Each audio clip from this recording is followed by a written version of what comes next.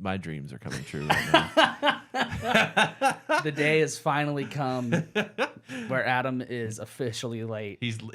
Can we give him the loser beer just for Just for this? For being late. I have two, so yeah, that works. I'll grab the other one and one for him. one for him. We'll he's see late. if he takes the hint. And then He's a good champ. and then another one for the official loser. Oh my god, that is golden. I can't believe it. I mean, for the audio listeners, it doesn't mean anything, but for the live stream, this is my favorite thing in the world. We've never done this. That he is late. That we just started without him. Loosey goosey. Loosey goosey. Yeah, he'll know. He'll walk in and he'll just start. He'll see everything. I'm gonna put. He gets all the cancel it'll buttons right in be front of on him. top of the shitty stuff. beer. That's so funny. That's so good. I'm a Where's business that? boy today. You Came are a business straight boy from today. work. It looks good. I mean, does business look good. casual. This is like I'm the most dressed up at my office. That's a great shirt. I have a guy who Hagen vibes with I who love him like so much. Oh, yeah, shows we were up to talking about work him. dressed like a lifeguard, and like we work in corporate America. What do So you it's like, what do you call his sunglasses? oh, his douche glasses. Yeah, his douche shades. I What can are show they? you. They look like. Here's my best explanation of them, and I told here. My best explanation of him or of these glasses are, hey, dude, you look like the bully on the ski mountain in the '80s movie. Oh yeah. I said, okay. you look like such a douche. And he said, yeah, I know. Isn't it great? It's pretty great. Who Like, was he's the- self-aware. Who was the wrestler? Did you guys end up going to see the WWE? No, Oh. I was here. Oh right. Yeah. That was right after we got back from Louisiana. Right. Yeah. And I wanted to go, but I think my partner used the me being tired as the like, oh, let's not go. That kind of thing.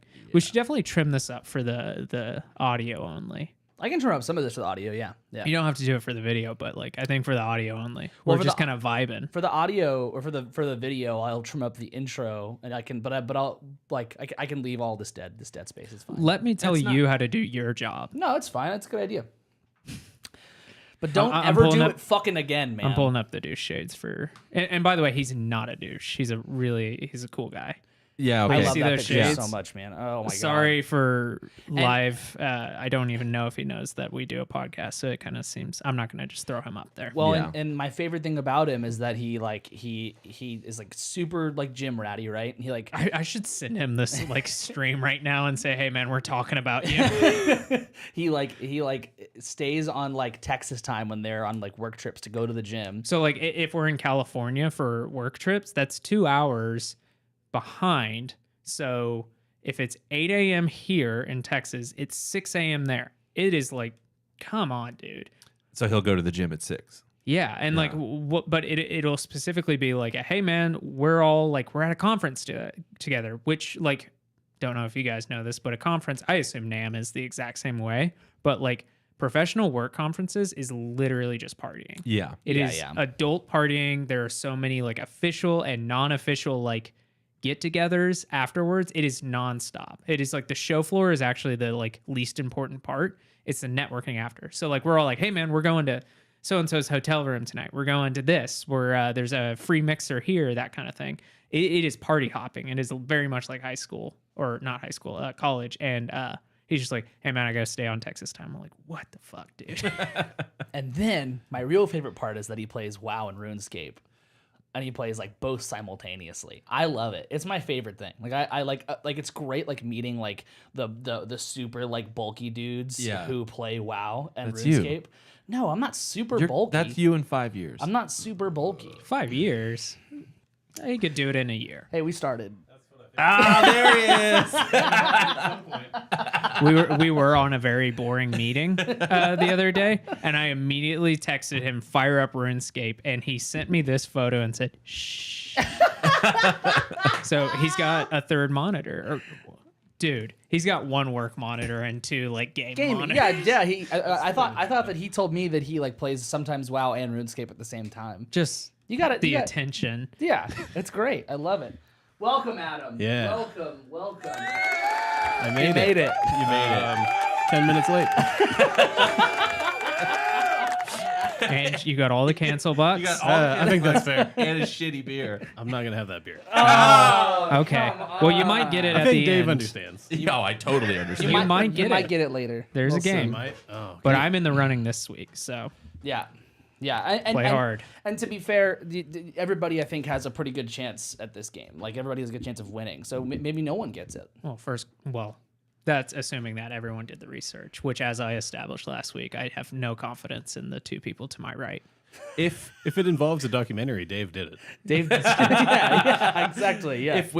If we all get it right, because you're the Then person I'll asking drink the question, beer. Then you got to drink. I'll drink you the can beer. just have You don't have to drink the whole a thing. gulp. Yeah. I finished yours last time when you left. That's so gross. Why? No, I feel like if we all get it fine. right, we all pour it out for Taylor Hawkins. How about that? Yeah, that's pretty good. Okay. We'll do that. Yeah. Yeah. Not in this room. And we'll videotape it. No. We'll videotape it and put it up on the socials and whatnot. good. That can be our YouTube clip. That's perfect. I love that. There you go. I love that.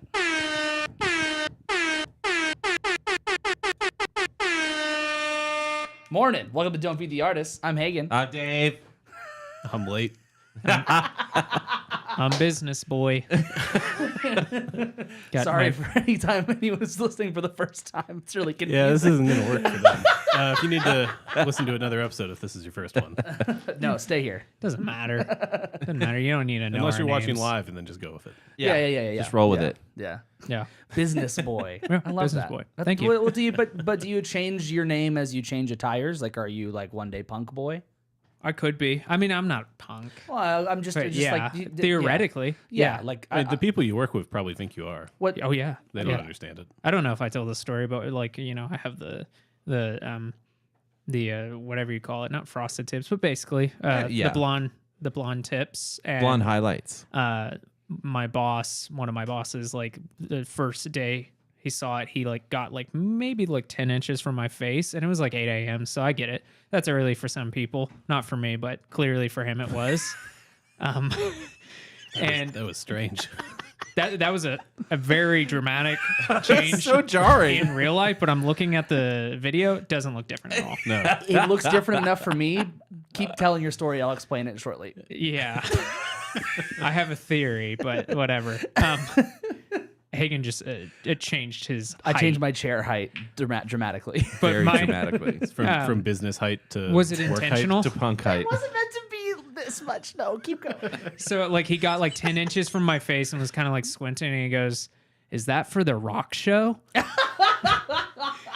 and I think it was a compliment, but I said, "Yeah, I love It when is. Did you say it like that? yeah, Okay, good. I'm spry at 8 a.m." Like, Yeah, I know. yeah. I love when people call like what we do like a rock show or a concert. Yeah. It's my favorite thing in the whole wide world. Do you guys do originals too? That's what I get all the time. Yeah. And I say, I only do originals. They give me 45 Wow. minutes. That's all I'm going to do. Give me 3 hours, then I'll throw some covers in for you. Yeah. Yeah. It's just Yeah. It's a very funny thing. the change of height is reminding me of the Oklahoma City a dinner we had where it was like the Peter At the- Jackson, like the perception Hobbit. Oh, yeah. trick where Hagen was at the end of the Elbows up table like this. and he looked like a little boy. Yeah. And I was just like, wow. I I felt so tall. I was thinking also about the picture that we took in Louisiana where where all four of us and Joel are the same height in that picture. I still haven't Super figured weird. out how that worked. No, I've showed it to so many people. It's a mystery. It makes no sense. In Yeah. the very next picture, it's And appropriate. then we're all our actual heights. I lowered my chair because whenever like in the camera, this chair sits so much taller than everybody else's, and I feel like the proportion looks weird. So I tried to lower it just a little bit, but I went too far down, and now I'm So stuck. you wanted to get to our You our feel height. stuck, I yeah. feel stuck. Can yeah. you do it again? Go full bore. Go up to the top. Go up to the top and go all the way down? No, go full mast and then half mast. I'm just gonna go all the way up. Everybody, give So him a this is salute. like- let's Everybody, look in the See, thing. that didn't seem like Dave. that big of an adjustment, but now Yep. it is. But Right then also, hand. if you look here at the camera, like to me, it just looks like compared to me and Jackson, I'm just like fucking. Oh, yeah, sorry. Are we stealing Valor? Yep, stolen valor style. Is that what that was? I did it. I'm all the way down now. It looks the same in the video. It does not. No, it doesn't. It does not look. I look like I'm much closer to Jackson's height in the video. Well, is and, the like, point. and we need, people like, who a don't. booster seat? it's just a short chair. We gotta get Jackson a booster seat. Little guy in the back seat. I mean, I'm fine with the it shows a little bit more because he's closer to the camera. Is Yeah. what I'm thinking. Like we don't, neither of us like look too far in height. Yeah, Even though no. Dave's taller than me. We've But never we're back addressed here. our height, but like Adam, you and me are the same height, right? Pretty much, yeah. Yeah, maybe you're a little shorter than me. I don't know. I don't know. But sitting closer to the camera, you don't look taller. No.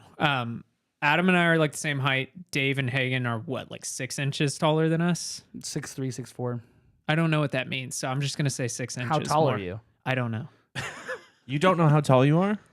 What does your driver's license say? Yeah. I They- made it no, up. Yeah, they just ask you what you want They, to put they on there. asked you that. They should no, tell they- you. They measured me. They didn't Oh. measure me. Yeah. No, they just asked how tall I was, and I was Same. like, I don't know, 5'9", 5'10". That's The guy's exactly like, what I 5'10". did. I You think, got to be consistent though, because they'll call you out on that shit. I think you guys are probably Well, we're about 5'10". dude. yeah. We're I think American. we can You can approximate. fuck right off.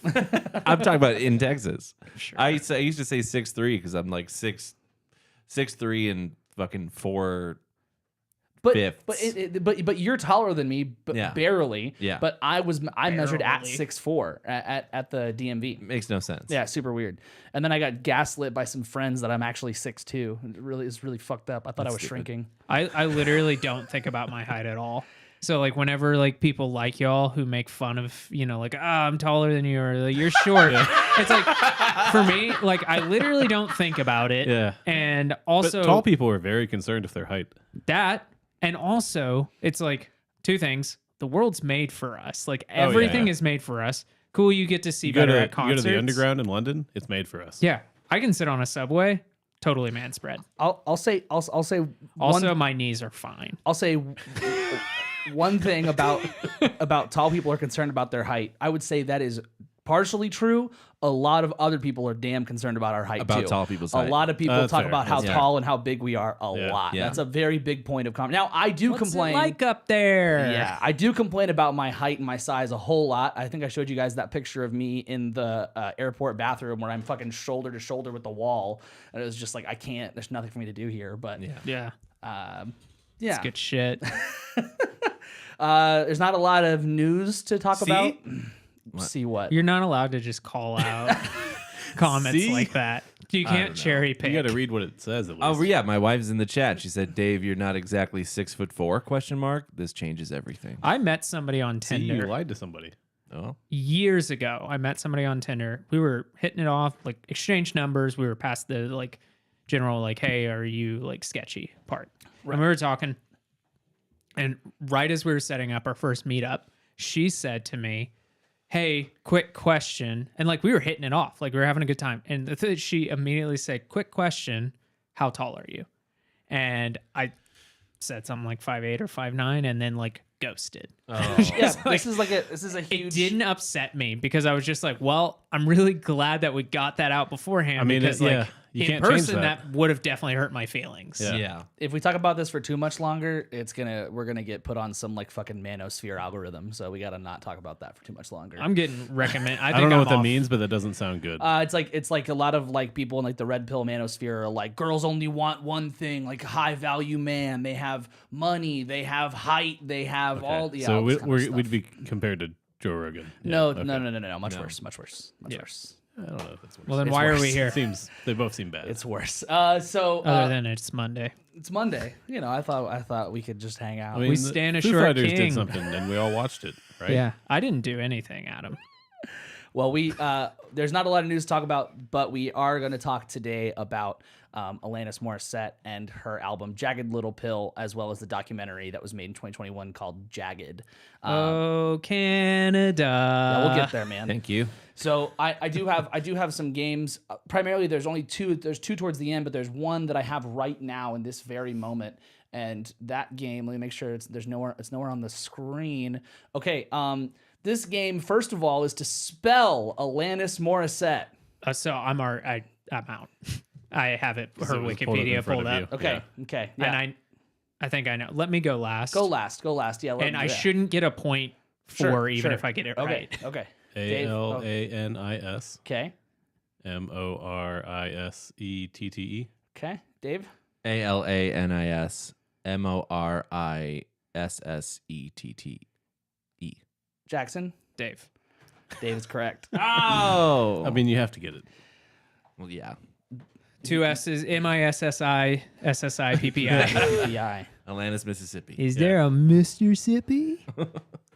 No. Is there a Mr. Miss Mia Khalifa? Okay, wait. So,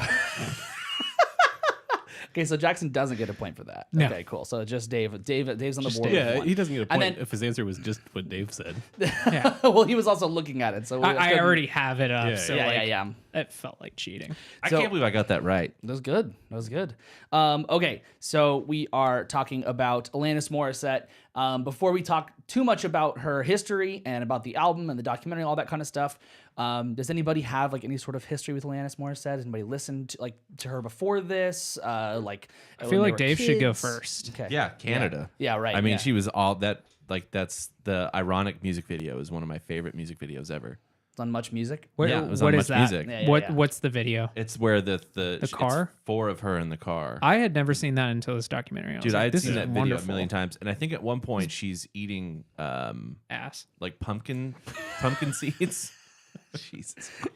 I'm on it today. Wine 969. You know what I'm saying? Yeah. I think she's eating like pumpkin seeds, and I was like, I want to try those. I don't know what they taste like.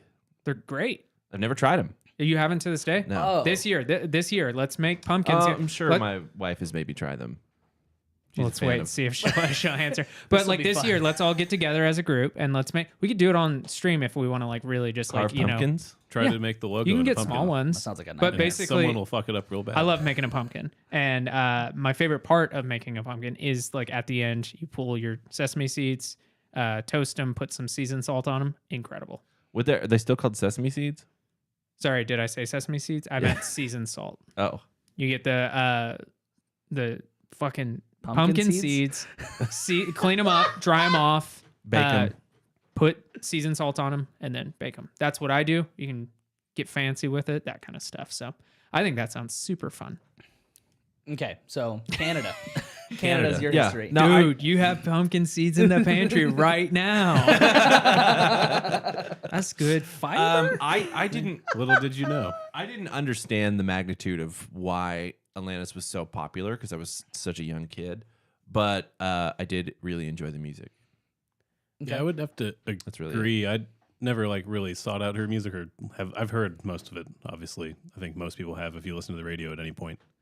But it never like really got to me that she was a big deal, like on that scale that she was. Yeah. And watching this like documentary was very much like, oh wow, like that's like crazy. The entire like situation and everything is, Yeah. obviously, but just the suddenly like being the biggest like act in the world touring, Yeah. more or less on your first album, like, Biggest. Yeah, absolutely the biggest. Yeah. So for me, my intro to her was, did you guys ever watch that HBO series, Live at Abbey Road? No. No. So it's this wonderful series. And they did it for, I think, like 2 seasons or 2 series, as they would call it, you know, across the pond. He knows what I'm talking about.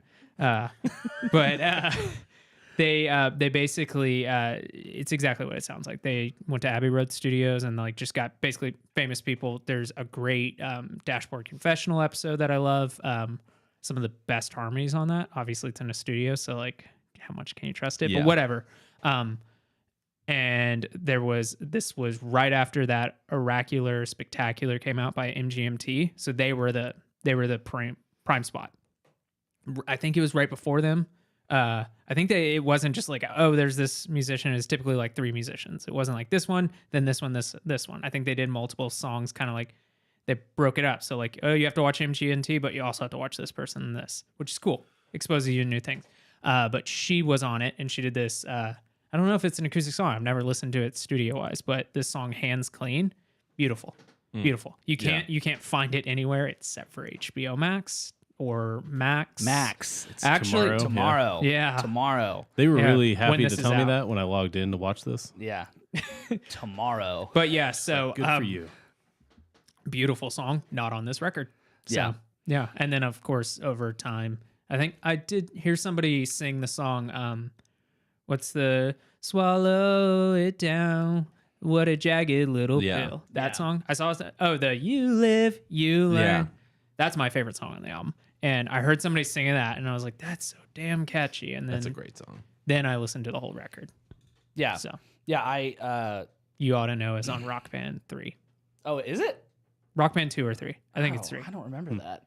Yeah, the bass. That's the only song where people should fight over the bass. Yeah, that's the only. Yeah, That's there's probably another one. that's Flea on bass. Oh, yes. Dream Theater's Panic, or what is it? Is it Panic Attack is what it's Panic called? Attack. Yeah. Yeah.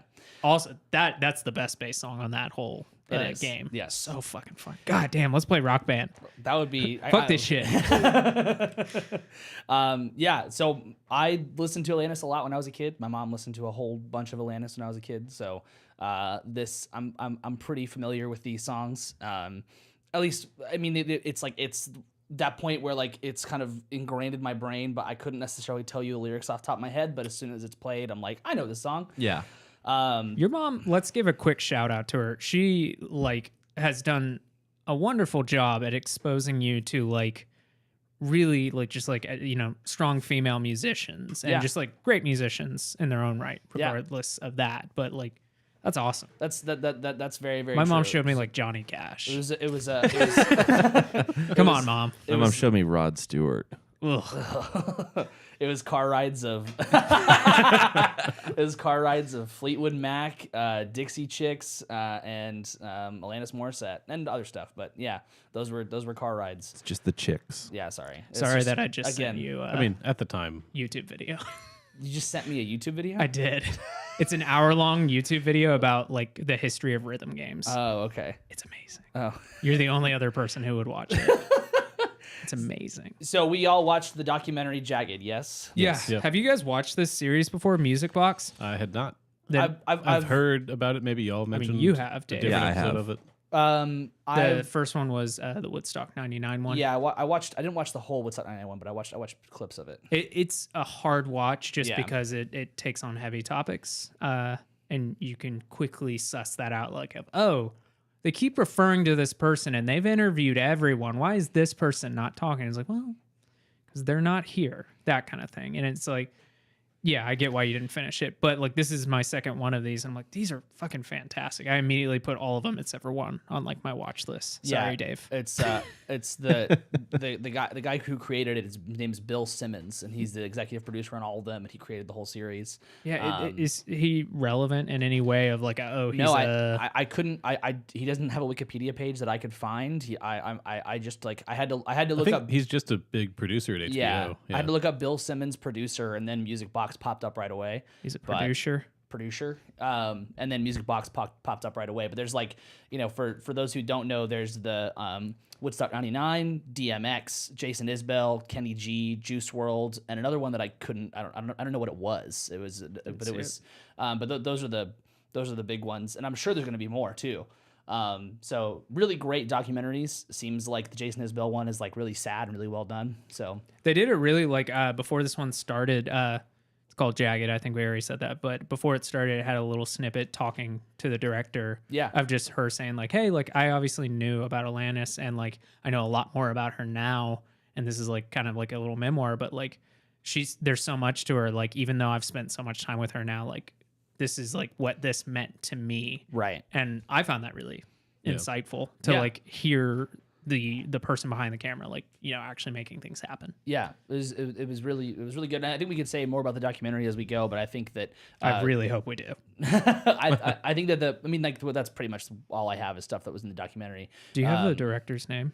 Allison Clayman. Okay, cool.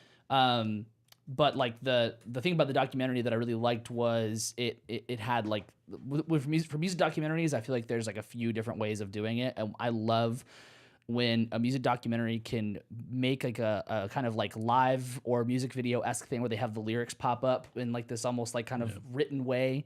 And sometimes like that can that happened in one of the Kurt Cobain docs, and it bothered the fuck out of me. Montage of Montage. Ash. Yeah. Because it was in the style of Yeah. his like handwriting, And like, there's a notebook. A couple other ones where it bothers the fuck out of me, but this one was like, this feels so appropriate. It was for some reason it yeah. worked. It worked Because so well. all the lyrics played into the story. Yeah. Are yeah. y'all subtitles guys? No. No. Depends, but not for this. I'll like if I'm watching Train Spotting, it's subtitles because I can't understand Scottish people. Yeah, it really depends if I like what I'm watching or like sometimes I'll watch something at quiet volumes, then I'll subtitles. Wait, is that Scottish or is that Irish? Irish. I'm pretty sure it's Irish. Irish. But Oh no! Give him a cancel buck. Get him one. No. I'm going to lose them all by the time we're done. Yeah, whatever. So the documentary covers like basically like Wait, the hold beat. on. Did you need subtitles for this one, or were you just asking? No. I'm just Just curious. I asking know that's the like lyrics. a not contentious, but like people have real like strong people are- opinions on it. Yeah. yeah, it's like the anime subs versus dub things, and it's just like Yeah. what I don't like about subtitles. It varies, but for the most part, I don't want them on there. It's like hey, somebody like really composed a shot here, and like if I'm not paying attention, sometimes I'll notice I'm just like I'm staring. Like you're reading it. at it. Yeah. Yeah. It feels wrong. It feels like looking at someone's chest. Yeah. That's how it feels to me because I'm just Sure. like somebody like this is a thing beautiful in front of me, and here I am just like not even paying attention. Yeah, that makes sense. I was going to say the lyrics kind of like do serve as subtitles in a little bit. Yeah, Yeah. definitely. Which is Yeah. helpful because it's not like in your face and it is like it feels intentional, like to Jackson's point. Yeah, it's more intentional when Yeah. it's just at certain It's spots stuff and instead it of the just whole is time. there and it has a reason for being there too. And I don't mean this in a negative way at all. Like Alanis's voice is absolutely incredible, but the way that she hits some words, sometimes it's like I'm not entirely sure what you're You're not saying. 100% sure. That's the Yeah. whole thing we Yeah, gotta talk about. yeah. She has like such a unique voice. I think especially of that generation, there are like people who just like if I'd never heard the song before, let's say you play like I think she had an album that came out last year. If you play something from that, I guarantee you I can instantly be like, oh, this is Alanis Morissette. Yeah. Even if she like released a metal record, it sounds like Judas Priest, and then she comes out singing. Is like she is like really unique in her vocal styling and how she's attacking vowels and everything. But I think the way I read it is that she writes down what she wants to say, or she comes up with what she wants to say, and instead sometimes she will, no matter what, make it fit. Yeah.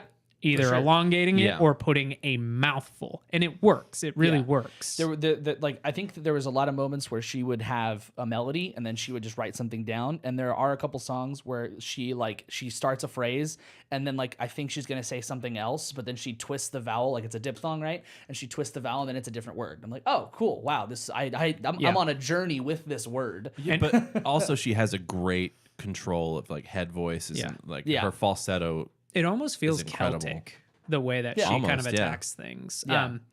I would say like if for some reason you haven't listened to Alanis Morissette and you're like, oh, what does this sound like? And you're not going to pause this because you should wait till we're finished to do anything. It's kind of similar to a Billy Corgan where it's like, except for Billy Corgan's more polarizing. I get why people wouldn't like his vocals. Like you'll like Alanis Morissette, but like he will do a very similar thing where it's like he's going to fit whatever he wants into that stanza. Right. And he's also like, it's a unique, like he will also like subvert, like there are certain, like when you listen to a pop song, you'll hear the first lyric and you're like, well, it's going to say one of these two things. And he's really good at that. Like, oh, actually, I'm going to say something completely different, but it makes sense. She's the exact same way. Yeah. Yeah. Yeah. So Poetic. from the very beginning, taking it back, Alanis was born in 1974. She was born in Ottawa, Canada, and she was born to two parents that were both teachers, and she also has two brothers, one twin brother, and then another one, an older brother. The twin brother also a musician, but also was offered to be a co-founder, I think, in Lululemon. Damn. Like his Who's more successful? It's got to be him. I can't remember if it's a that's- co-founder but it's something high in Lululemon whenever they were starting. But you can on his Wikipedia, you can like there's a whole section about like his yoga, meditation, and Reiki like experiences and studying. So yeah, All right. I like. Let's just like step back for a second. Had either of or any of y'all, not either of you, any of y'all ever heard an interview or anything of Alanis Morissette before this? yes, Yeah. No, I don't think so. Okay, I hadn't, and I think unfairly so. I had this idea of who she was. I was like, okay, she's kind of brooding. It's just from this era. Like I had this idea of the way she would talk. I was thinking crystals. I was thinking stuff like that. Very like you know, kind of like Friends white savior type thing. And then I listen, like, as soon as she starts talking, I was like, I'm the asshole. Totally wrong. Judged a book by its cover. Totally in the wrong there. And I was like, she seems, obviously this is years of therapy and like all that kind of stuff, which she talks about. But like, I was like, she seems like a wonderful person. She seems so cheery. And like, we'll touch on it later of the kind of like how everyone, when I hear this record, I don't think of like, oh, so angry. I don't view it that way. But I like very much was just like, oh, wow. She is like, seems like such a kind and fun person and like very introspective and not in that kind of like what I was alluding to. So I was happily surprised by that. Yeah. That's my bad, by the way.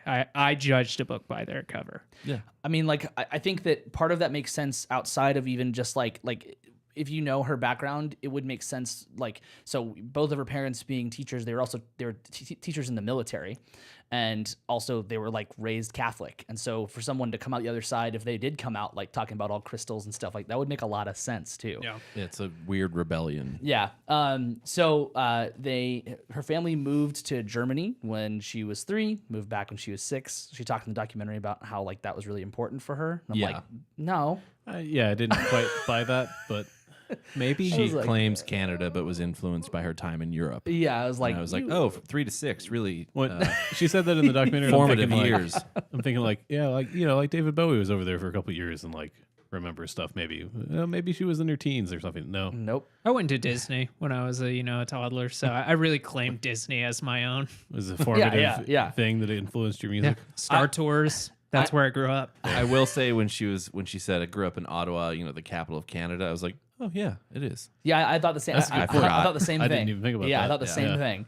I completely didn't give a shit. I was America. but yeah, so then they moved back and quickly started getting her into like piano lessons, dance lessons. Her dad in particular was like a really big supporter and proponent of pushing her in to do all of this stuff. He loved that kind of thing. She wrote her first song when she was 10, so she was very obviously like in this right away, very, very early. Yeah, she was singing at church, and some lady was like, "You have a beautiful voice," and she was like, "All right, this is what I'm gonna do." Yeah. She also became like the kind of the Jenny Lewis type where like she was acting too. Yeah. Like She was. it never was like the very prominent thing, but like as a kid, like she the was. Disney kid. She was on the show. You can't do that on television. Yeah. And Resident Canadian. What the fuck is that? I have no clue because it was like 1984. We're not talking Degrassi. We're no, talking like think like all that. Think like all that. It's like Great show. a teenage preteen sketch comedy show. Cool. Yeah. Okay. Yeah. So then from there, she records like her first demo. Shortly after that, I guess she's like 15 or 16 at the time. She records. Oh no, she records her debut album when she's 16, which is titled Alanis. Did y'all listen? Like, It's not on let's her Apple pause. Music. Oh no, I know. Have y'all Is it on listened any to streaming? any albums other than Jagged Little Pill? I listened to the newest one she came out with. What about y'all? I have not. Just pieces, not whole albums. I heard that one, as I said, the live thing from Abbey Road. I've never listened to anything outside of Jagged Little Pill. So I listened to half of Alanis, and I was like, that's enough of that. And I did have to I had to go to like YouTube and find just a rip of it. And it's very much, it's what I call department store pop or runway pop. It's dance pop is what they call it. Yeah. It felt like Paula Abdul. And the funny thing about that is like, so this is a weird kind of like twist, but for those who watch How I Met Your Mother, Robin Scherbatsky's character had like an origin where she basically had like Alanis Morissette, like basically like kid pop star history. And so it was like based on that, where she did like mall tours. Yeah. I never made that connection. Well, and there's a they did like a Well, you just saw this documentary, Adam. That's true, but I mean, I knew who Alanis Morissette was before this. Well, so. they make the connection really clear in one episode whenever like they're doing like a interview with her on Much Music for like a fake documentary, and like she wrote a song about a breakup, and they had Dave Coulier on, and he's like, "It's not about me. Why does everybody think it's about me?" Dude, I've seen this is my second time watching that documentary, and when they started talking about that song, I was like, it was Dave Coulier. Yeah. And then she was like, people think it's somebody, it's not him. Yeah. It just wasn't him. Yeah. And I'm like, I mean, she "Fuck, didn't how do I-" say it wasn't him. She said like it. She's not going to say who it is. She said she's not going to say, but that one person who was like her friend was like, yeah, people think it's this guy from a TV show, famous TV show, but it's not him. Yeah. She was like, I was dating like 8 people at that time, Dude. so it's like Yeah. I don't know why everyone's like it's this one person, but whatever. So she had her debut album, Alanis, that was on MCA Records Canada. It was only released in Canada. So like she basically just ran with this for a while. It's going with this like kind of pop star image, this like dance, like clean girl image thing they wanted to go with. Very, like, MCA blown out Records. hair. Very blown out Yeah, hair. yeah. MCA Records was supposed to be called MC Records, but they're in Canada. Oh, Yeah. nice. I was gonna do a Scott Pilgrim reference. Hey, what's the website for Amazon.ca? So then in 92, she released her second album, Now Is the Time. And that one had more of like Alanis on the album, basically. It was more of like her lyrics, it was more of her image. And there were a lot of people didn't really like that, I guess. Like mostly the executives didn't like The that. executives were like, what the fuck are you doing? Like, Yeah. you Right, were 'cause already they in thought a they little... signed a very specific artist, and Right, they would right. just make more of those records. Yeah. I think that probably the part of that in the documentary that broke my heart is when she was talking about him to go back to the studio to like do vocals on something, and she gets back in and the producer's like, we're not doing vocals, we're here to talk about your weight. Yeah. I fuck. know that you've been sneaking cheese slices Yeah. at 3 a.m.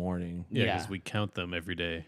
And it Yeah. spiraled her into a long bout, like problem Lifelong, with yeah. like, lifelong battle with eating disorders. Yeah. Yeah. A bunch of fucking predators. Yeah, this is like just a horrible thing, horrible situation. And so then shortly after that, the label dropped her. And she had like moved away from Ottawa to like Toronto at this point, right? Yeah, So like she had- she's imagine yourself as 15, 16, leaving your home and like literally being just like escorted around by like adults and yeah, like And Like working That's for the wild. studio that's probably signed a really like predatory deal in the first place. yeah. So the interesting thing is that the deal that she signed was for 2 records.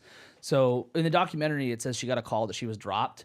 But I'm not 100% sure how that. I mean, I'm sure she did get that call, but I'm sure the call was like, "You're dropped. We're not giving you another contract. We're not renewing Right. your Yeah, contract. yeah. But at that point, not only did she live in Toronto, but she was getting flown around the world Right. to do music Right. video shoots and playing shows and stuff like that. Yeah, I love that. I love that clip where she's talking to like her other teenage friends. She's like, "I'm gonna take you on the road with me." Yeah. I'm like, that's so cute. Yeah. Oh my god. It's like, this is my friend so and so. She's actually a great singer. She's just being shy. And this is my other friend. I'm going to take you on tour with me. Yeah. She was like, I don't know about that. But in hindsight, like seeing how like she talked about the predatory behavior of all the people that were around her, the adults, Yeah. and just men hitting on her. And she was like, yeah, when I was 12, they were like, no, not yet. 13, not yet. 14, a little brave. She was like, 15, all bets are off. Yeah. It's so fun. It's so unfortunate. I know we're like 4 dudes talking about it, but like Yeah. it's really shitty. super. I think that's like I was reading about this documentary, and I think that most of like the negative things that were said about the documentary were about that section, and I couldn't tell if it was people were like, we need to know more about this, or if it was like, I don't know, if it was just assholes. But that regardless, that's like the most heartbreaking thing. It's So horrible. yeah. And didn't Alanis say that it was salacious, like the way that they edited the documentary? I Yeah, think after the fact, or after the more yeah, recently, that's maybe. right. Yeah, Yeah. yeah. She was supposed to go to a premiere, I think. And then- Yeah. yeah. So anyway, so then after she gets dropped, she is connected to Glenn Ballard, who becomes like basically her songwriting partner and her like producer and whatever. that guy seemed fucking eccentric. That guy, Yeah. yeah, I was not a big fan. I was just like, whoa, you're fucking strange, yeah, dude. yeah. That was after she was like, didn't she go to LA and like nobody wanted She to work moved with her? to LA, yeah. Yeah. yeah, And well, she found him and he was like, what do you want to do? And she's like, I just want to write songs. yeah. The first song was perfect. It was like Yeah. her manager was like kind of pushing This song perfect. Yeah, not exactly. like- yeah. her manager was like putting her with different people. The Glenn Ballard thing happened, and they like basically worked on. They started working, and then within 15 minutes they had something. Yeah.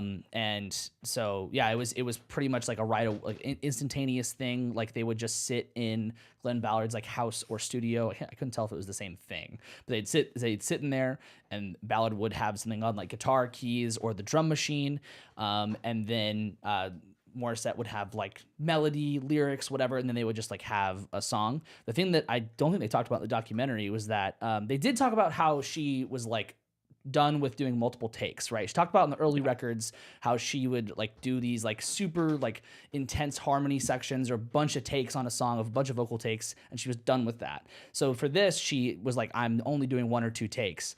But the takes that were done on the demos were what was kept for the whole thing, which is crazy. That's yeah, insane. it's really, really I cool. loved that. Like towards the beginning of the documentary, it starts like they go to obviously one of her like a storage unit she has, and they're opening it up, and she like there's like just a little box that says like JLP demos or JLP sessions, and she's like, oh yeah, these are like here's all the early versions. She's like, there's probably gems in here, and they're like cassette tapes and all that kind of stuff.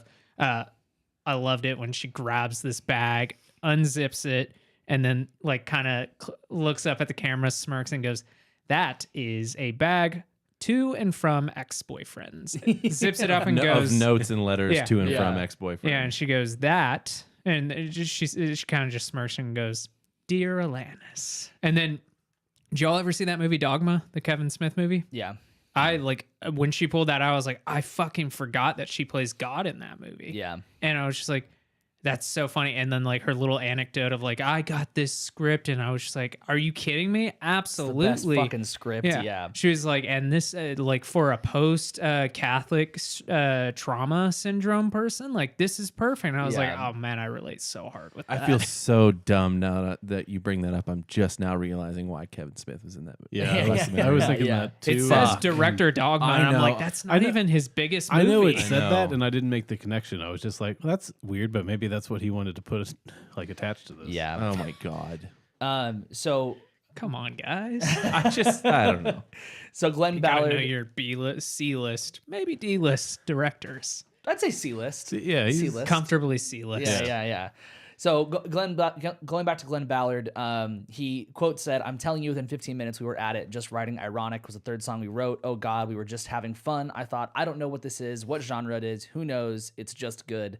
And he talked a lot about in the documentary, and like what we just talked about is like her lyrical stuff and her ability to turn a phrase and kind of like have something go somewhere that you aren't expecting. And for a producer and like co-songwriter, especially someone who's like been in the industry, like have that feeling, I think is probably one of the coolest things. Like, And keep in mind while She's this guy, 19 at this point. yeah, keep in mind at this point while this guy is like complimenting her, he has a loose Christopher Walken cadence. He's like, Yeah. I mean, oh my God, are you kidding me? The ironic. Rain on your wedding day. He's from Mississippi. Yeah. Yeah. So like she's 19, which, Canada you can drink, and That's legal. And then, she comes to America and she's just, a kid again. Yeah.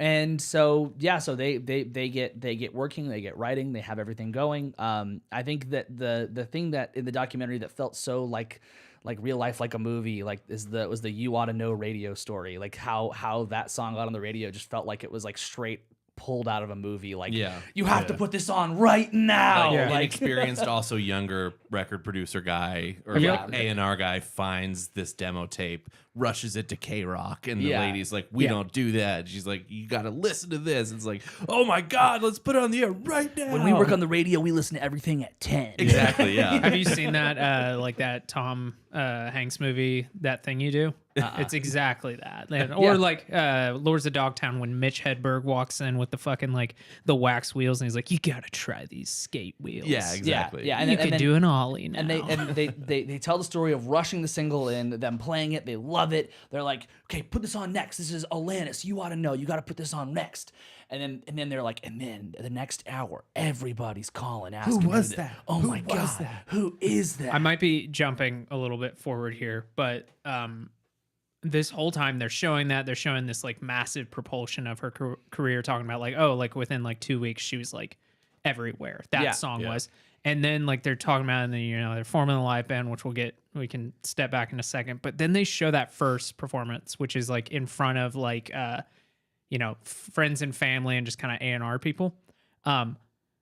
That felt so weak to me. And they were talking about like, and she was incredible. And I listened to it and I was like, this looks like a battle of the bands. Like, she It was looks like doing somebody's great. first show. Yeah, she was doing great, but I was just like, it just goes to show that like I could probably find some like performances of us in a room similar to that. And I was like, but if I was in an arena, I might be kicking ass. Yeah. Well, I mean, again, we're like, if I'm skipping forward more, she talks a lot about the energy of the crowd, and like she talks about the whole thing of like the crowd's like, yeah, and I'm like, yeah. It's like, Dude, her running around, I was just like, it looks kind of silly sometimes, but I'm like, oh, I've been in that situation. Yeah. Obviously not to that degree, but like I've been in that situation where I'm like, yeah, I just want to run around now. I don't give a fuck what I We've look never like. played a stage that big. It's primal, but also Yeah. I'm tethered in a way she's not. Yeah. I mean, it really is like the energy that they created and that she fed off the crowd. Great example. It's like getting in bed after a long day of just being awake and then laying down and just violently shaking. I've started doing it. It's fun. I tried it the it's a other good day, and release. my dog was like, "What the hell was that?" I've started doing it, and Kara It got goes, up and started biting at you. Just like, You fine? Kara goes, okay, Jackson, whenever I start doing it. I don't like that. God, my cough came back for that. That's how you know it was funny. So we talked about it just at the top, but for You Ought to Know, for like, so they redid some of these songs for like the record. So like I said, the vocals always stayed the same, but they would redo some of the songs whenever like for the record to come out. And for You Ought to Know, they had Dave Navarro on guitar and Flea on bass. I didn't know Dave Navarro played. Yeah, Dave Navarro. Did they mention that? No, they didn't. No, and not once. They didn't mention Flea, did they? Nope. No, they didn't mention either one. And because God bless him for it. no, because here's the He thing. gets enough credit. Here's the thing is that like whenever like they played that in the documentary, I was like I heard the bass for the first time ever. I've listened to that song and I'm like, what in the fuck? This is it's so out of rad. place. Are No, you I think kidding me? I think it's You've never heard that? I've never noticed it. That no. like, despite like, if you can turn off Alanis for a second and like just like not listen to her, it is the No, it like, is. It most is. prominent part of the song. I think The probably. doo-be-doo. I think between It's easy to ignore though with her voice. well, I and mean, also it's think like about Seinfelding between chorus to verse. when's the last fucking time you listened aside from for this? When's the last time you heard an Alanis Morissette song without a crowd of people like your friends singing along to every That's song, true. or Yeah. you singing along Or to the every entire song? bar, Yeah. yeah. It's like that's kind of like my memory of all these songs is everybody singing along, whether it not be like my mom or like a group of people or whatever. So I never really took in the bass part. He's outraged. No. Jackson is. I'm so sorry. outraged. You're unlocking like a good sentiment that like I experienced today, and I think last time we talked about was the Sufjan episode years ago, 2020, of the like sometimes your favorite album you're gonna sing along to all the time, and you never stop to just listen. Whenever I lost my voice and I went to the Coheed show, I was forced to just listen. I couldn't sing because it hurt. Yeah. And just today I was doing that. I was listening to a Coheed live session, and I just decided, you know what? I want to hear Claudio sing, because typically there's like a crowd singing back. And like, I was just like, God, this guy, like, he doesn't get enough credit for how well he's singing, because when you're at a show, all you hear is everyone around you. Listen to your favorite record, whatever it may be. And I know it's really hard. It's like sit on your hands, so to speak. Don't sing a fucking word. Just listen. You're going to hear so many cool things that you forgot are there. Yeah, It's I mean, so good. It really I think that this bass line is out of place, but I think it's pretty cool. Like I think it's like I mean, it works. I yeah. think It fits. Yeah, I think it's like it's like this is like what was he thinking? But like also like this is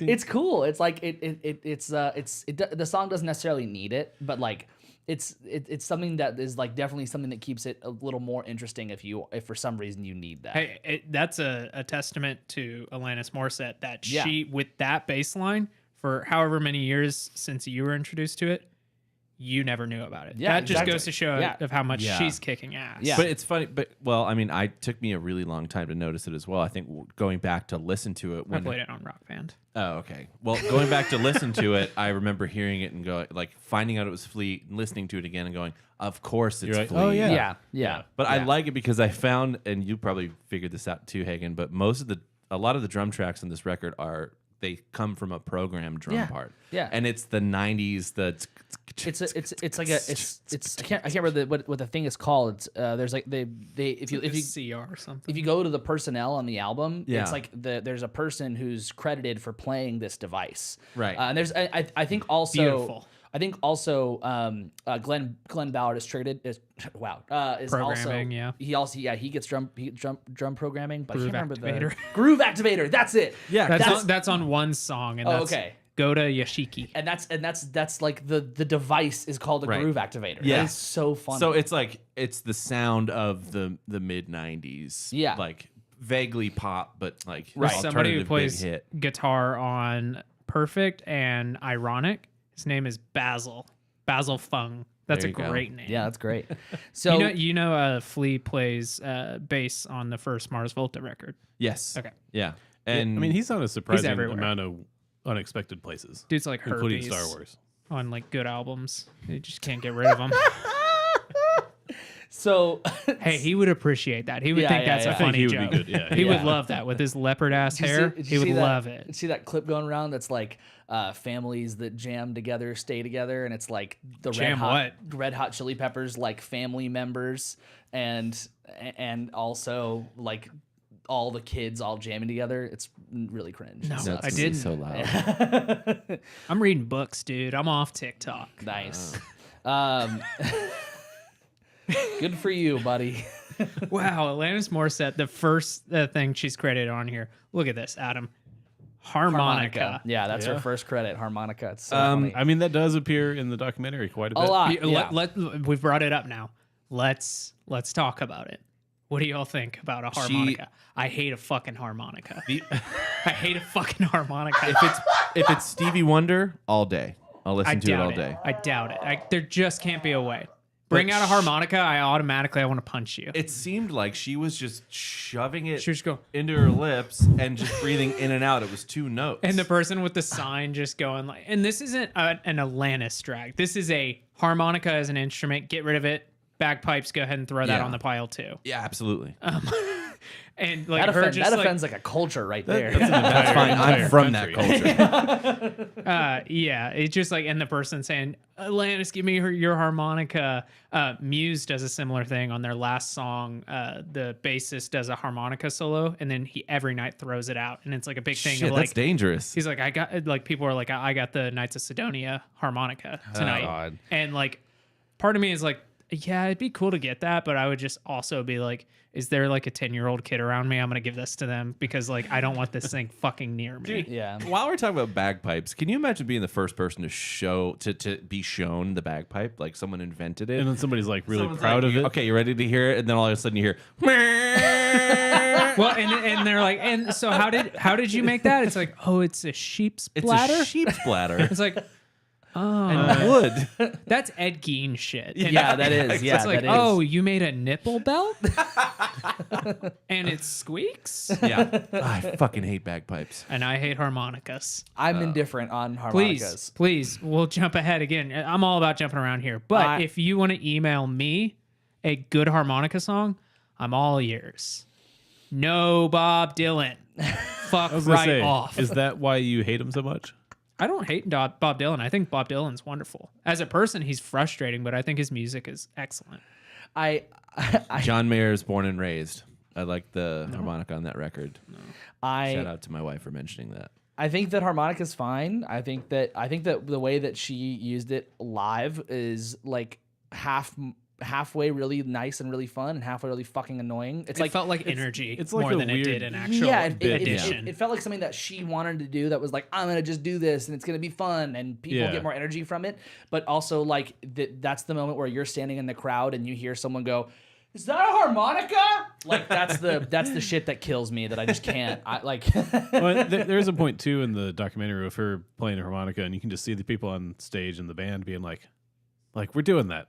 Yeah. There's kind of like a look on their face about like The jazz all right. bassist. like it's going a little too long. Dude. Let's talk about the band, Dude. and let's start with Chris Chaney, the current bass player for Jane's Addiction. Yeah. I don't know any of these people except for the obvious one. Yeah. Chris Chaney, incredible bass player, got the gig on accident. Yeah, that's great. Man, they Yeah. really went into him, and the way that they edited that, Call him. the way they edited it, I was like, "Oh, this really worked out for this guy." But maybe don't say this. I feel like he seemed to have a good like take Right. on it. So Wasn't he the bass player for Chevy Metal with Taylor too? that would make sense. Yeah. He looks really familiar. What happened was Alanis was auditioning people for the band, and she had found people she liked, and she was calling someone back. She called back Chris Chaney to play bass, and I guess she meant to call a different Chris to come back and play with them. And, Probably Chris Shiflett from the Foo Fighters. He's like, fuck. and Chris Chaney showed up, and she tells everybody at the rehearsal space, like, I did not mean to call this guy. And he's a jazz bass player. He doesn't know anything about rock. He's just like kind of like figuring it out as he goes. And he was the bass player for the tour. So Can we talk about his hairstyle too? Like, Loved it. During the interview where they talk about meeting the band, like where are you from, blah blah blah. He's got the 90s mid part. yeah. Fart.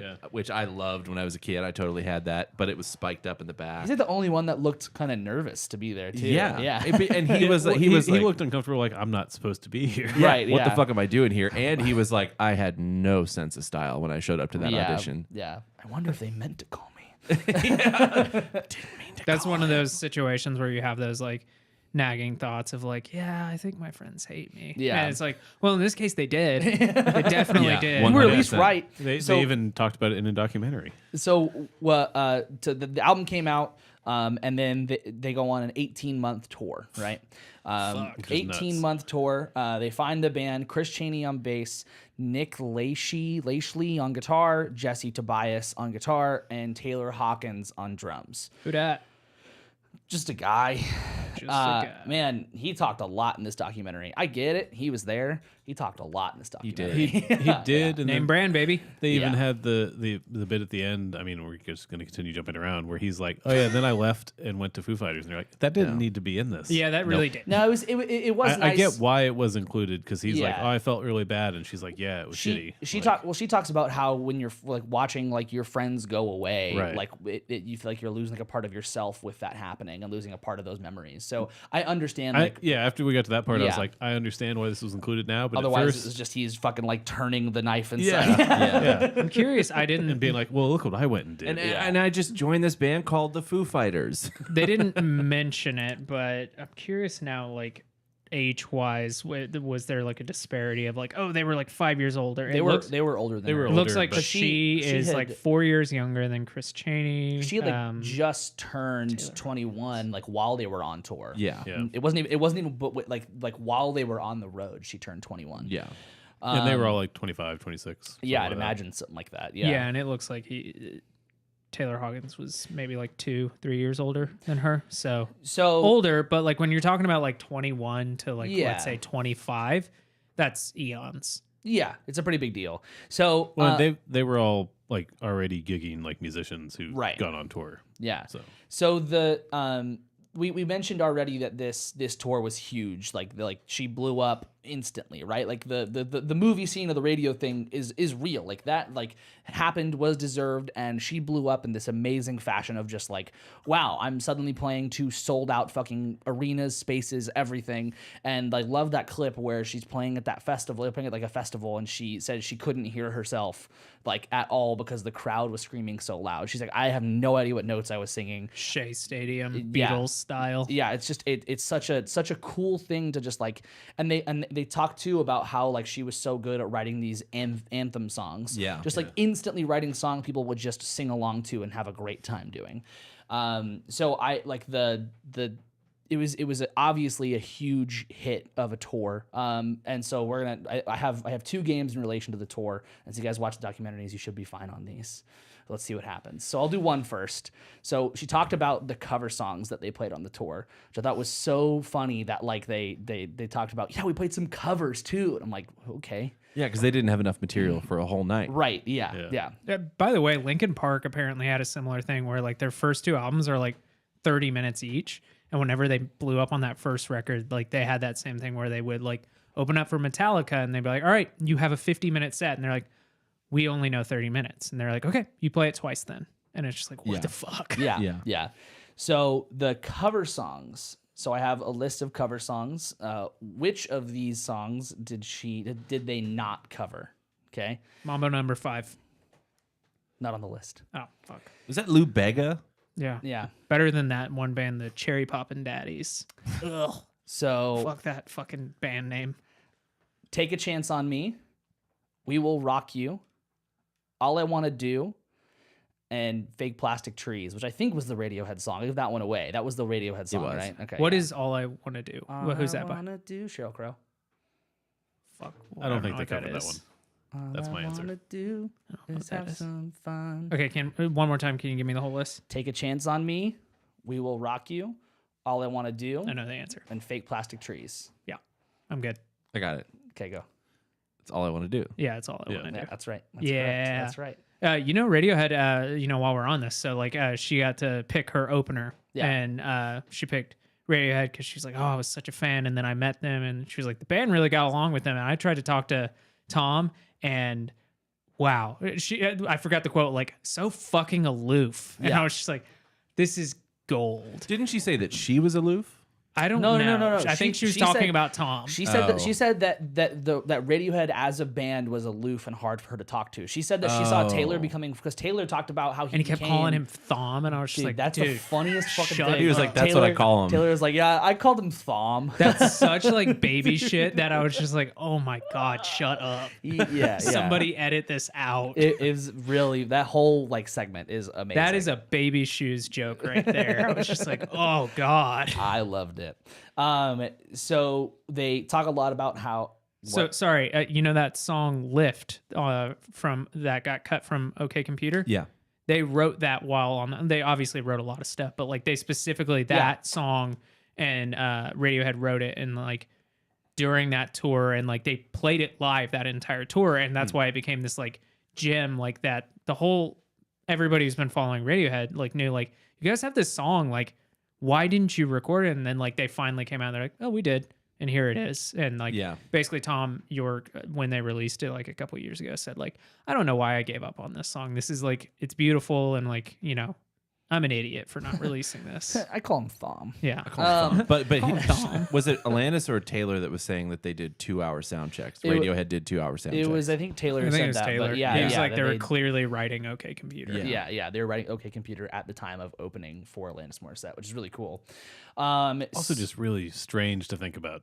Yeah. Because, like, I think we all obviously think about Radiohead more than Alanis Morissette. Right. And so it's just weird to think about, like, oh, they opened for her because she was a fan and wanted them to play. It made like, sense. Yeah. I mean, she was way bigger than them. No, it makes sense, but at the same time, it's strange, I guess. They said she got to pick, which is, yeah. Which, So- I mean, that's great for her. this tour being, a bunch of, young 20-somethings was going to be like a party tour. The guys like Slash and them were like, we heard how much you partied on this tour. Like that's pretty crazy. Well, they talked about like the band was talking about like how the Alanis Morissette band were talking about how, they had played shows, they were professional musicians, but they hadn't become rock stars like this. So like they hadn't gotten the chance to do this kind of like what their heroes had talked about doing. so all they knew was like, especially when we're talking about the 90s, all they knew was like what had been fed to them. And then you get the whole Slash anecdote of Right. them meeting him and Slash being like, dude, I hear that you guys are partying more than us. And like,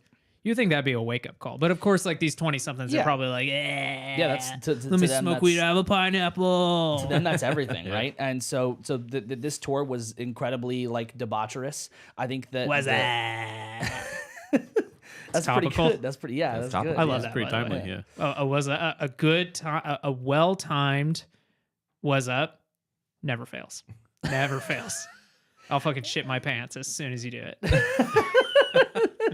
I think that the part that killed me in relation to this was the hypocrisy of the band, of Alanis's band. Yeah. I'm glad they didn't cut this out. Yeah. This Yeah. is similar Yeah, to I'm the glad it got 99, the addressed also, Woodstock yeah. 99, where it's just like, oh yeah, like you could have glossed over this or have it be a very quick thing. Yeah. But So like basically the her band was, like we said, 20 somethings who were partying, who were living the tour life and like their heroes were. So they were getting drunk, but they also had talked about how much they wanted to just hook up with as many girls as possible. the That was hypocrisy of the lyrics versus their actions. right. I mean, like they're like the not only is like the desire of wanting to hook up with as many girls as possible like hypocritical, right? But the whole way they went about it is just like, oh my fuck, this is so Stacks. Stevie. On the other side of the stadium, Yeah. away from Alanis. Knowing that's Well, the like that's- very much like, oh, I know what I'm doing. Yeah. And knowing that goes against it, and she would probably be very mad. So what we're saying is on the other side of like the arenas, they would have like a room where one of the guitar techs would basically have extra backstage passes, and he would go find a bunch of girls who wanted to come backstage and likely just meet Alanis, but they would give them, the backstage passes, and then the band would meet them, and so on and so forth. And it just like, you could tell whenever they got to the Taylor Hawkins talking about that, he does that smile and he goes, I can't believe I'm going to fucking tell you this story. Yeah. To which I was like, oh, somebody tipped off the director. Yeah. And Yeah. it's like, it put him in that spot of like, I don't think that had been addressed, at least with him. No, No, So- not at all. No. And like Alana said in the documentary, it didn't match her mission or value system at all. But she said she has always been around men, and she always grew up with men, and she figured that it would be the same no matter what happened. There was like not really another option. It was like, this is just what they're gonna do. well, the question was, I think that got into that answer was the director asked, was there a scenario where you had an all female Right. band? And she Yeah. said, yeah, there was, but you have to understand I was a product of my time. Obviously, I'm paraphrasing here. So it was like, hey, you have to understand I was a product of my time. I only knew I was, raised around men. So like as a woman at that time, I was told like basically we were trained in scarcity, that there's only room for one of us. There's only room. So Well, they talked about on the radio thing that as far as radio play goes, that they weren't supposed to play two female artists Like back to back. So the jockeys couldn't play, the disc jockeys couldn't play No Doubt and then Alanis Morissette. Right. Yeah, yeah. And it's like, how fucked is that? It's Yeah. so insane. yeah. I mean, that's the tip of the iceberg for how bad it was back then. But then she yeah. basically was like, as soon as she heard about that, she like put a stop to it. She was like, I was fucking pissed, and I told Yeah. them. And Yeah. it's just like, I'm glad that she, Yeah. had that agency, and it like, Well, because this is something that we didn't talk about, but like when they started the tour, like the producer was like, "Hey, you're the boss now," and she was like, "What does that mean?" She's like, fucking 20. "You have to Yeah. be the boss. You have to tell them what to do. They're your band." And then later, when she's talking about like kind of the band feeling like a certain way because it's just Alanis Morissette and not about them, it's like, cool, you signed up for this. Right. You fucking audition. You auditioned to be in Alanis Morissette's band, not like Alanis Morissette and the band, but it's me, Right. solo artist. It wasn't forming a band to back her that could then go on and do their own thing. It was her band. right. did anybody, every time they cut to that audio of Shirley Manson, I think it happens 2 or 3 times in the documentary, where they have that quote of like, how often, name another person who comes out with this many songs on their debut record. I'm just like, wasn't her debut record. It just like, it kept like bugging my brain. I was They just kept saying debut record. I mean, Yeah. it was, it was specifically an American, Shirley it was, Manson. It was Yeah. it was an American debut. it was right? it was an international, like American international international, debut. yeah. Sure, yeah. So Yeah. like, because like the other stuff we can't find anymore, right? So it is not her debut. That's true, but I get why people would say that. No. and I get why she wouldn't want it as a part of her legacy. Right. Yeah. I mean, Well, it's yeah, especially considering even if she had written all that, which she didn't necessarily write all of it either. It was very like studio guided. yeah. But even if she did, it's like it's okay if you want to say I don't want that first album to be Yeah. something that I introduced to people. Yeah, yeah. I mean, I think it's considered a debut as far as like, because a lot of like the metrics that we're using that we'll talk about at the end, that they talk about the documentary, is like is mostly U.S. I think I'm being too strict on the No, term no, I get it, I debut. get If it. she said first album, then I would be in Yeah. the like, I'd be in Yeah. the right here.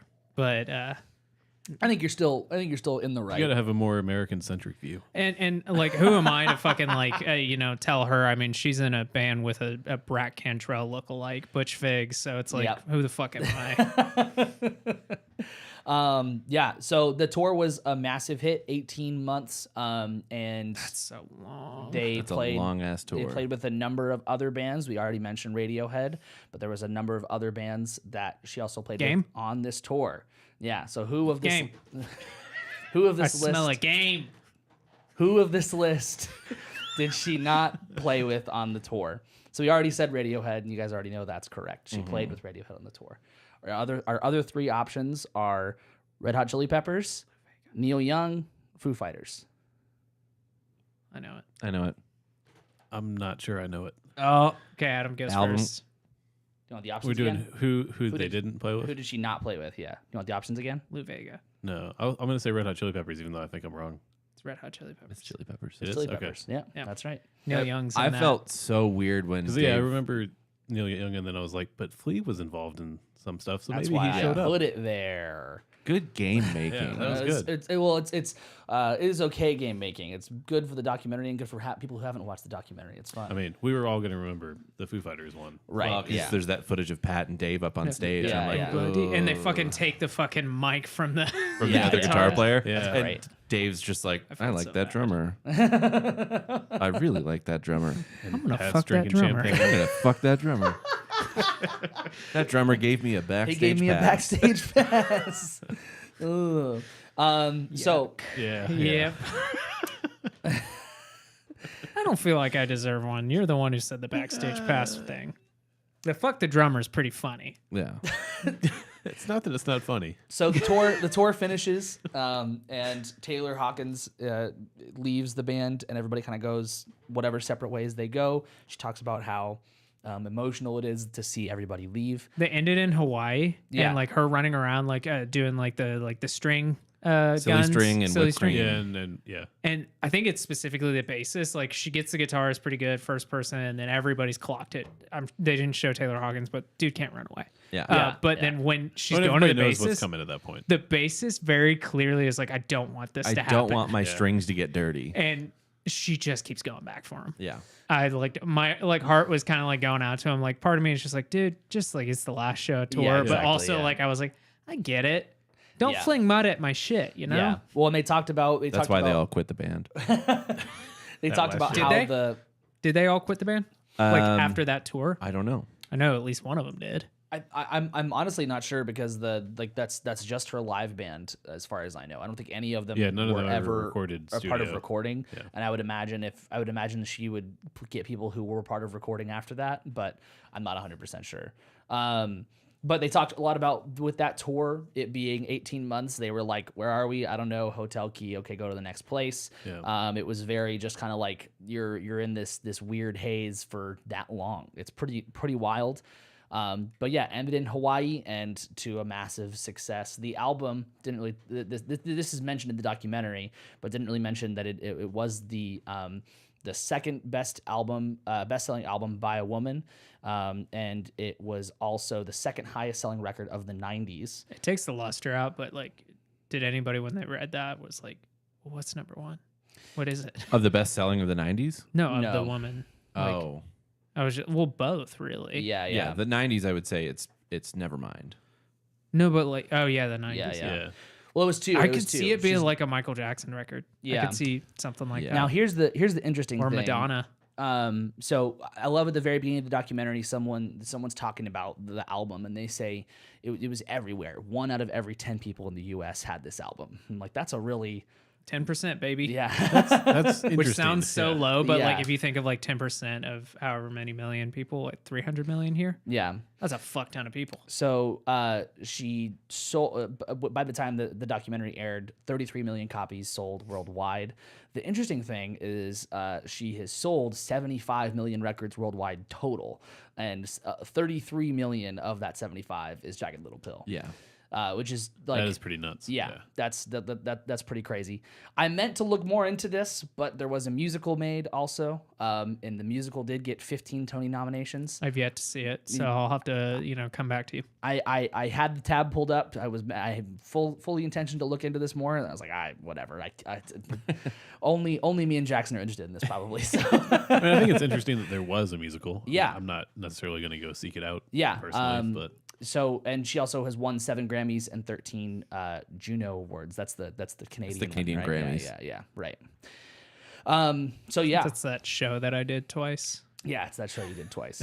She won the awards. Yeah. Do you get an award for that from Canada? I do. I think that this album is obviously a great album. Was there any like standouts for you guys? Did you guys listen to the album? Yeah. Yeah. Were there any standouts for you guys? The whole thing is great. Yeah. Kind of disappointed in myself that I had never like gone and listened to it all. Right. Pause. Hold. Did you hit the space bar? No. I was making sure it was. No, I didn't hit the space bar just then. I put my phone down. So that's the 45 minutes. It's an hour and 15 minutes. Just push Keeps getting record, longer. dude. That's He's different. got to line it up. I'm not gonna lie. No, I he just want to get doesn't. closer. No, just Do it later. leave a gap. Shut up. Shut up. Nice. Nothing I'll happened. fix that later. Yeah. Standouts. I think obviously like the singles are pretty crazy. You Learn is my favorite, as I already said. You learn is great. I think that I never really spent a lot of time with the last song, Wake Up. And I think that's a great song. The secret song. Oh, that's I think that's the You Oughta Your Know. House a cappella. Yeah. Yeah. Man, I look at a classic secret song like the Something in the Way on Yeah. Nevermind. I don't know how I feel about that like tactic anymore. Yeah. Like well, I it's see not that like reasonable 20 anymore. minute doesn't work fucking now. song. Yeah. It It My didn't Chemical translate to the Romance- modern times. Yeah. Yeah, My Chemical Romance did it for Black Parade, the last song Blood. And it's just like, That is kind of an interesting thing, just as a side note. I'm surprised no streamer has tried to like copy that, because that would be a cool way for them to have an exclusive song that's like, oh, it's hidden. You got to listen to the whole thing. Yeah. that would Because be that would work then. like 'cause actually it's a hide it in the 20-minute data. song. Yeah. Like don't show it. Like you have to like you have to play 10 the whole songs. It album. might be Yeah. between the second song. Right. yeah, like Yeah. not even you have to listen to the whole album. Like after the 10th song, last song, whatever in this theoretical thing, it goes straight into 11, and you're like, whoa, what the fuck? Yeah. Yeah. And then maybe a month after its release, okay, it's here. Because otherwise you see it's like 20, 25 minutes, and you're like, oh, okay. Right. That's pretty cool. Yeah. I like that I idea. felt the same thing about this record as I did about Grace, about Jeff Buckley's I album, had the exact same thought. where I was like, I didn't realize how intricate this all is. Yeah. And even the singles, I was like, whoa, like this. I forget which one it is, but it starts out with like a 1-1-5-6-4 chord progression, and then when it goes to the chorus, it changes that. And Yeah. it goes to a different key. And then how it gets back, I was like, what the hell is this? And then there's that one with the 69-420 pattern, and I was just like, whoa. Well, no, there's the one that's in 6. Jackson. The way you handle that made me feel like such an asshole. That's how he handles. You're like, the I'm not students. letting you take this from me. Yeah. But there was the one that's in 6 that I just like. Still, I have to like wait until 10 seconds in before I'm like, I know where one is. Yeah. It's just really well, it's- cool writing. It's a really like clear. It's obvious that this album has like a big influence on people too. You can hear it. That's Yeah. listening to it in the context of today and be like, oh, there's like so many people like took a lot out of this. When Yeah. I watched this, my partner afterwards asked, so how was it? And I said, gave her kind of the standouts. And then when I specifically said, oh, it was really cool seeing the like people she inspired type thing. And then they have like the clip of Taylor Swift and her performing together at a Taylor Swift show. And then the Beyonce performing You Oughta Know. And I think that's at Glastonbury. Yeah. And my partner immediately goes like, holy shit, that happened. And then looks it up and watches it. And she's like, oh my God, it's the If I Were a Boy, then goes into You Oughta Know, and then back into If I Were a Boy. And she was like, this Wow. is like me peak Beyonce. How did I not know about this? Yeah. That's wild. Yeah. The influence that she has is pretty crazy. And yeah, I mean the documentary ends with her like singing the song for her kids, Dude. Yeah. which is great. Fuck that kid for ruining that fuck take. That kid. Yeah. I was watching that and I was like, oh, this is so endearing. And I was like, all right, now shut the fuck up. But after watting all Give the- that- Why did you sing that line? Give that baby to your handler now. I wrote this for you, you little shit. You're going to love The whole this when time I'm she's singing, dead. she's like, I should have not written it for you. Yeah. But well, You don't deserve this. but watching that's such a well-placed scene though, because watching the entire documentary and getting to know about all the shit that she had to put up with, and like how triumphant ultimately she was, and then seeing that poignant clip, like the first time I've watched it twice. The first time I watched the documentary, I totally got me. She's the stereotypical, like, or not stereotypical. She is the success story. Of, like she came out on top, and like, I don't think we really need to get into it, just for like, I guess trigger warnings and stuff. But she does at points like talk about like, hey, these things that like you think as a 15-year-old woman, a 15-year-old kid, sorry, being basically handled by men away from her family, the things you're thinking, that comes up. And like, as I said, we won't get into depth here, but you can watch the documentary, but that like comes up. And so talking about her eating disorder, what I just referred to, is very like, and she talks about it, she's like a lot of therapy, and she's a success story. She's a champion. Like it's she's very so impressive, transparent about her thinking then and therapy and everything. That's good. And she's really open of like, of course I could have had an all woman band, but I am a product of like, what happened and like, should she be faulted for that? No, but she's being very open of like, hey, I was being shitty because of how I was raised. And I think that's definitely important. I had the same thing with the Jeff Buckley thing where I was like, but my thought was whenever I was watching, I was like, I have this idea of Jeff Buckley in my head just based off of what I've seen of him. And I'm like, I think I have probably a very unfair, I'm judging him in the wrong way. And unfortunately, I'll never know because he's folklore at this point. Yeah. He's just this legend. Whereas like for her, I was like, oh, I get to see her. I get to see the person on the other end. And it's the same thing with Kurt Cobain. Like he is such a, like, just this, like, I don't know, like he's a legend at this point in the sense of like, who the fuck is Kurt Cobain?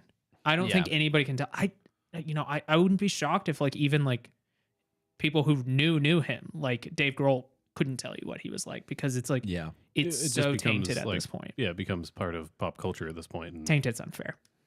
Who blew out a candle? Oh, it just went out. I smelled that too. I was like, oh my god, I'm having an aneurysm. it just went out. Oh my god. But yeah, that is the documentary. Go ahead. All in all, I was skeptical about this. I was like, I like that album, all that. Like, but there's definitely not a full episode in this. Totally wrong. Happy to be wrong here. I just went, Hagen, great idea. Great this idea. Was awesome. Thanks. The only thing I didn't like about the recording was the snare drum from 90% of the record. Yeah. And the footage immediately, as soon as they started playing it live, Taylor's snare does not sound like the record. Yeah, well, but a lot. I mean, but that's the product at the time. Programming, I mean, No, but even the real snare drums. Oh, yeah. Those tight ass 90s snare drums. Yeah. Well, cool. Do you want to talk about what we're listening to? Yeah. Genuinely don't know. I don't know either. Oh, I kind of know. We're so prepared this week. I kind of know. There's like a lot of like new stuff that I am meaning to listen to more, but I just haven't. Like the new Sleep Token album, I want to give a fair chance. Have you checked out that there's Alex Leahy. He's a singer-songwriter from Australia. I think since you're into Burston Maroney, I think it's very similar. Yeah. I think that was on a new music thing I was listening to, but no, I haven't listened to it. I think you would like it. Realistically, like for things I'm like listening to just like on my own, I'm going to see a show tomorrow night. I'm gonna go see Pliny and Sungazer. Pliny is progressive metal, I guess, and Sungazer is I don't know nerd metal. Nerd. That's not really metal. It's nerd like, gent jazz. It's like EDM. It's like electronic music, but like with a bass player and a saxophone and drums. But so Sungazer is the music YouTuber Adam Neely's band. So tomorrow I'm gonna go see Sungazer and Pliny, and so I've been listening to them and kind of just getting my head. And then on Thursday I'm gonna go see Sky Window, just get all music nerded out. So yeah, that's what I got. Nothing like crazy new. It's super interesting. Just that. Yeah, I've got nothing either that I've been listening. Nothing. Nice. I've been listening to a lot of shit, but nothing worth mentioning. I mean, I know y'all may have watched it, the Foo Fighters rehearsal thing, which, as you talked about earlier, Colin, things concerts, they called this preparing music for concerts. I love It's that. hilarious. That's so funny. Yeah. It's very much Dave Grohl just having fun at this point. Yeah. But it's where they reveal their new drummer, I guess Jackson. At least touring drummer. Yeah. No, very specifically touring drummer. Yeah. And I would assume he has no intention of being their studio drummer just from his career. Yeah, I would imagine that like they want to keep it pretty much like this is Dave Grohl on drums, and I mean like Josh Freese is a great choice. I mean, he does a couple things in this like short, I don't know, hour long like session really basically. fast. He does some like fun things that are like that would be kind of cool to see. Like this is it's cool that it's different and they're not just trying to do like, well, we're gonna keep everything the same and just be sad. Yeah. Like, yeah, they definitely like, and I thought like how kind of I don't know, intimate, I don't know if that's the right word, but just like kind of how nice like the video was, that it was like they caught Josh Freese walking up to Dave and going, hey, so for the live arrangement on this one, and it felt really like a genuine conversation at a rehearsal. And Dave avoiding saying Taylor. Yeah. He like you didn't watch it, but Josh How do you know Freese, that? How do you know that? My cat just ran in. Because I know you didn't watch it. You didn't watch it. Josh Freese was asking about an arrangement, and he was like, "Yeah, when we used to do it live, we'd break it down, and then you would." And it's just like, "Fuck." It's like a sad moment. Yeah. Yuck. But yeah, there was a new song in there. I don't know. Yeah, if there you was caught that, Nothing at All. I think is the name. which of is it. is great. So I think this album's gonna be great. I didn't have any like doubts really, but Iris you're is in gonna here. enjoy You it. can just leave Iris in here. I'm not going to listen to it. I have been listening. There's been, 2 records that I know of this year that have been this way, of a, a famous rapper with a more producer type releasing as like kind of a dual album. I don't know if that's how you would call it. Like the first one that came up this year, this was back in March. It's JPEG Mafia and Danny Brown, which Danny Brown's another one of those guys where it's like, you could play me a Danny Brown song and I'd be like, well, dude, I know exactly who this is. Dude's super unique, but their album Scaring the Hose, loved it. Super fun. Also some of the funniest, like just like names, like title tracks or tracks for the titles. So if you want to go listen to that, like definitely do that. But specifically more recently, I had never heard of Billy Woods or Kenny Segal or Siegel. And they released an album that is a very similar thing where it is Billy Woods rapping with his longtime producer. And it's just like, it's wonderful. It's called Maps. And then like, it is one of the best rap albums I've heard in such a long time. It's very like, I don't know. I listen to stuff like Kendrick Lamar and like, it feels so big and produced. And it's not that I can't relate with that, but it's just like, I don't know why I have a harder time connecting with that, where this is very much like, it feels like producer comes with like, hey, here's a beat I'm working on, and then the rapper just gets on it and is like, okay, this is what I can do with it. And I was like, I really like that. It feels very much it fits an avenue that I click with more. So like Maps by Billy Woods and Kenny Siegel, it's wonderful, and apparently Pitchfork loved it too.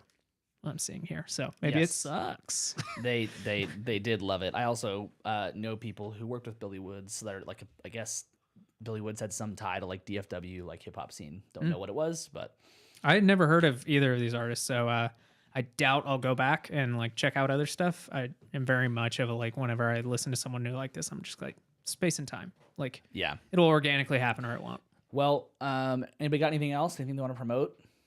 No. Well, that feel good. We have Adam and me. Well, yeah, I guess we could do that. It is. I'll drink it and spit it in Adam's mouth. Perfect. Yeah. Mama Bird, Adam. That. Here you go. Hey, I've got to go early after being here late too.